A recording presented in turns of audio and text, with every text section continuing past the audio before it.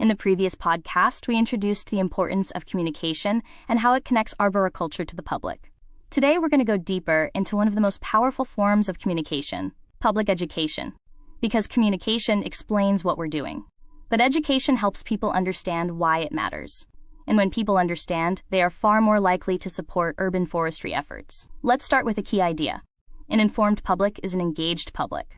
When people understand the value of trees, they are more likely to support planting programs, care for trees on their property, and advocate for urban forestry initiatives. Public education builds long-term support.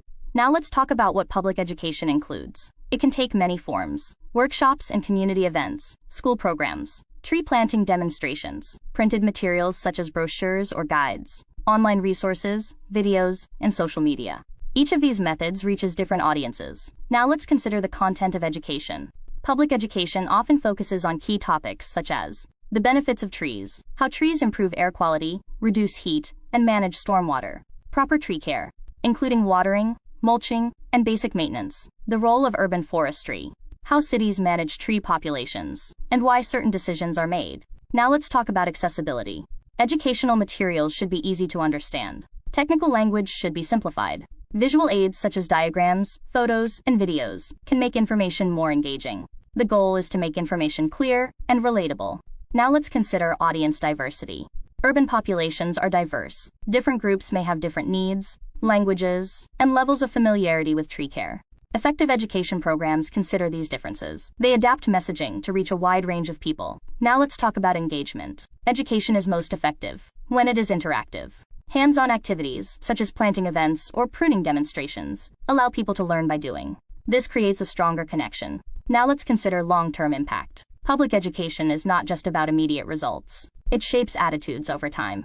Children who learn about trees in school may grow up to support urban forestry policies. Residents who understand tree care may help maintain trees in their neighborhoods. Now let's connect this to urban forestry programs.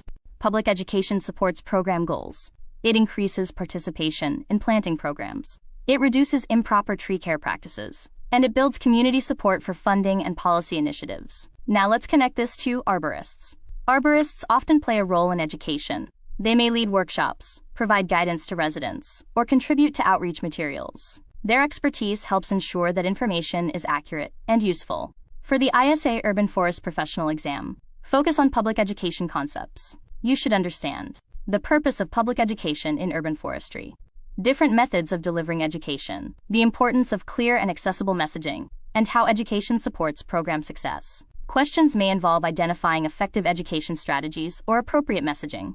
Public education is an investment in the future of the urban forest. It builds understanding, engagement, and support, and it helps ensure that urban forestry efforts are sustained over time.